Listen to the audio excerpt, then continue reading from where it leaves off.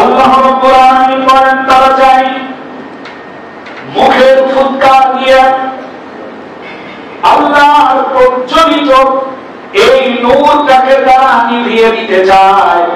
আল্লাহ রাব্বুল আলামিন চান এটাকে আরো প্রজ্বলিত করতে, এটাকে আরো পরিপূর্ণ করতে।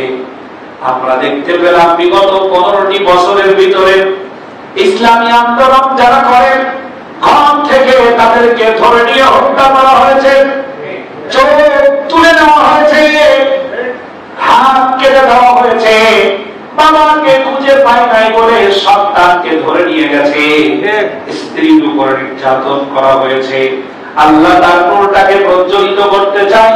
বিগত 16টি বছরের ভিতরে ইসলাম পন্থী যারা তাদের উপরে যত নির্যাতন করা হয়েছে, 19 তারিখের জাতীয় সমাবেশে দেখতে পেলাম এটা বন্ধ করা যায় নাই, বরং এর ফুলে ফলে আরো আল্লাহ পাক শাখা প্রশাখায় ভরে দিয়েছে।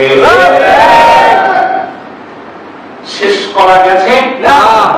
শিক্ষা নিয়ে এখান থেকে ইসলামে যারা আঘাত করার চেষ্টা করবে এটা তো আঘাত করে শেষ করতে পারবে না। যারা চেষ্টা করবে তাদের মুষ্টি সন্ত্রাস হয়ে যাবে, জমিনে জায়গা হবে না। জমিন কার? আল্লাহ। এটাই প্রকৃত সত্য। মক্কা বিজয়ের কথা স্মরণ করুন।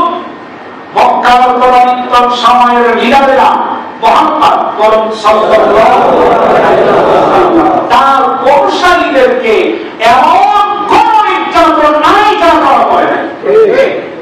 বাড়িঘর থেকে বিতাড়িত করেছে, নাগরিকত্ব বাতিল করেছে, তাদেরকে হত্যা করেছে নির্মম ভাবে এবং লাশের উপরে ডান্স করেছে, পা দিয়ে দিয়েছে, অত্যাচার নির্যাতন মৃত্যুর পরেও করেছে। নারীদেরকে লজ্জার স্থানে বর্ষা নিক্ষেপ করে হত্যা করা হয়েছে। তারপরেও এটাকে বন্ধ করতে পারে নাই, বরং যখন মক্কা বিজয় হয় তখন মুসলমানদের সংখ্যা দেখে কাফের বেঈমান মুশরিকদের বাতিঘর নিভে গিয়েছিল।